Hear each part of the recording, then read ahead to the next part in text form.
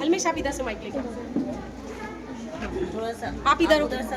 Everyone, welcome to the Quran and Science Exhibition. Assalamu alaikum wa rahmatullahi wa barakatuh. I am Hafsa, grade from 7th. I will today explain honeybee in the Quran, scientific miracle, fascinating connection between the Quran and modern science. The Quran revealed 1400 years ago between the Quran, scientific fact that align perfectly with recent discovery. Let's explore this amazing connection. Witness the wisdom of Allah's creation. सूरह नहल में शहद की मक्खी का जिक्र अल्लाह ताला ने 68-69 में बताया है, जहाँ आता है कि शहद की मक्खी ने इंसानों के लिए शिफा बख्श शहद पैदा करने का जिक्र फरमाया है। शहद का जिक्र सूरह नहल 4वें पारे में अऊज़ु बिल्लाहि मिनश शैतानिर रजीम बिस्मिल्लाहिर रहमानिर रहीम व औहा रब्बुका इलन नहली अन इत्तखिज़ी मिनल जिबाल बुयूतन व मिनश शजरि व मिम्मा यारिशून। और तुम्हारे रब ने शहद की मक्खी को वही देके पहाड़ों में, दरख्तों में और छपरों में अपने घर बना। सुम्मा मिन कुल्लि समावाति फस्लुकि सुबुल रब्बिकि ज़ुलुला यख़रुजु मिन बुतूनिहा शराबुन मुख्तलिफुन अल्वानुहु फीहि शिफ़ाउन लिन्नास इन्न फी ज़ालिका लआयातिन लिक़ौमिन यतफ़क्करून।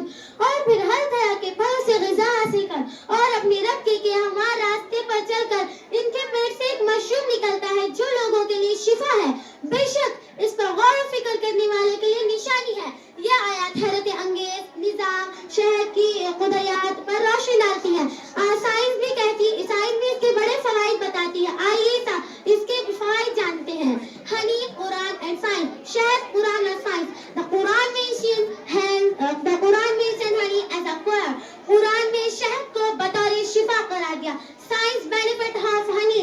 शहद के फवाइद। Number 1, natural antibiotic, heals wounds and infection. कुदरती एंटीबायोटिक जख्म और इन्फेक्शन को ठीक करता है। Number 2, aid digestion, help with ulcer and stomach issues. निजामी हाजमा बेहतरी, मैदे और अल्सर के लिए मुफीद। Number 3, boost immunity, rich in vitamin and antioxidant. मदाफती मजबूत करता है और विटामिन एंड एंटीऑक्सीडेंट से भरपूर। Number 4, release coughs and sore throat, acts as a natural antiseptic. गले और खांसी के लिए मुफीद कुदरती antiseptic. Number 5, improves sleep and mental calmness, ज़हनी सुकून और नींद में मददगार। कुरान ने आज से 1400 साल पहले शहद की शिफा बख्श खुसूसियात को बयान किया। आज की साइंस भी इसे तस्लीम करती है कि अल्लाह की कुदरत से बढ़कर कोई चीज नहीं। आप सभी को मालूम है कि शहद की मक्खियाँ बनाती है। शहद की मक्खियाँ ग्लूकोज और फ्रूक्टोज से शहद बनाती है। शहद का इतना बड़ा ग्रुप मिलकर बनाते हैं जिसको कहते हैं कॉलोनी। शहद की छत्ते में 3 तरह की मक्खी होती है। नंबर 1, क्वीन बी, रानी मक्खी। नंबर 2, ड्रोन बी, नर मक्खी। नंबर 3, वर्कर बी, काम करने वाली मक्खी। नंबर 1, क्वीन बी 2000 अंडे देने की सलाहियत रखती है, यानी पूरी जिंदगी में 1 लाख अंडे देने की सलाहियत रखती है। नंबर 2, ड्रोन बी अपनी कॉलोनी की हिफाजत करती है। नंबर 3, वर्कर बी शहद बनाने का काम करती है। शहद की मक्खी के 2 पेट होते हैं, एक खाने के लिए और एक फूलों का रस जमा करने के लिए। शहद की मक्खी फूलों का रस अपनी लंबी जीभ स्ट्रॉ से हासिल करती है। शहद की मक्खी फूलों का रस जमा करने के बाद अपने छत्ते में जाकर उससे कम उम्र वाली मक्खी के मुंह में उगल देती है, यानी उमेद कर देती है। आप सोचते होंगे ये प्रोसेस कब तक चलता रहता है? यह प्रोसेस जब तक चलता है जब तक नेक्टर सिंपल शुगर में ना बदल जाए। फिर शहद की मक्खी इस को कई देर तक चबाती है। इनके पेट में एक एंजाइम रहता है जो रस में मिलकर शहद बन जाता है। फिर शहद की मक्खी उस रस को अपने मधुकोशों में डालकर जो उसका एक्स्ट्रा पानी होता है उसको अपने पंखों से उड़ा देती है। आपके ध्यान में सवाल आता होगा कि शहद की मक्खी का छत्ता क्यों नहीं गिरता? शहद की मक्खी का छत्ता इसलिए नहीं गिरता क्योंकि 13 फीट ऊपर गहराई पर होता है और शहद की मक्खी इस सलाहियत से बनाती है कि गिरने का सवाल नहीं बनता। The honey bee digest system consist of number 1, mouth part, collect चीज, नेक्टर, पॉलन। मुंह के हिस्से अमृत को जमा करते हैं और जुग को जमाते हैं। Number 2, oesophagus, transport to food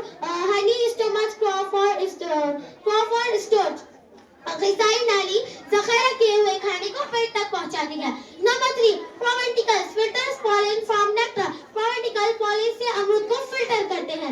number 4 mid gut ventricle digest following absorb nutrients. Mid gut ventricle जखीरा किए हुए खाने को पेट तक पहुंचाने के बाद जब्त करते हैं। Number 5 hit gut ileum and rectum absorb water and nutrient and waste excretion. Ileum और हम पानी को अज्जा को जखीरा करते हैं। For honey bees have a unique digestive system that allows which collect nectar which process is then converted into honey.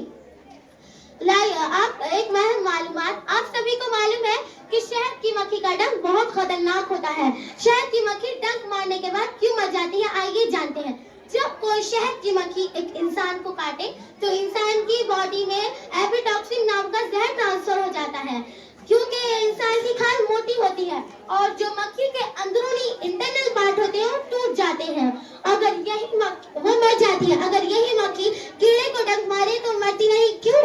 क्योंकि कीड़े की खाल पतली होती है और इसके अंदरूनी पार्ट नहीं टूटते। Thank you. Life cycle of honey bee. Number 1 egg, the first stage of life where the organism is in egg form. Number 2 larva, the after stage larva of life where the organism it and grows. Number 3 pupa, the after stage larva where the organism is fully into transfer final form. Number 4 pupa. Number 4 adult, the final stage of life where the organism fully grow and develop. Thank you Jazakallah for everything. मैं आपके सामने कुछ चंद अल्फाज पेश करना चाहती हूँ। मीठे अल्फाज जैसे शहद की बूंदें, मीठे अल्फाज जैसे शहद की बूंदें दिल में उतरे तो जख्म भी भर दे। शहद लहजा हो बातों में मिठास, शहद लहजा हो बातों में मिठास, जिंदगी बन जाए एक मीठा एहसास।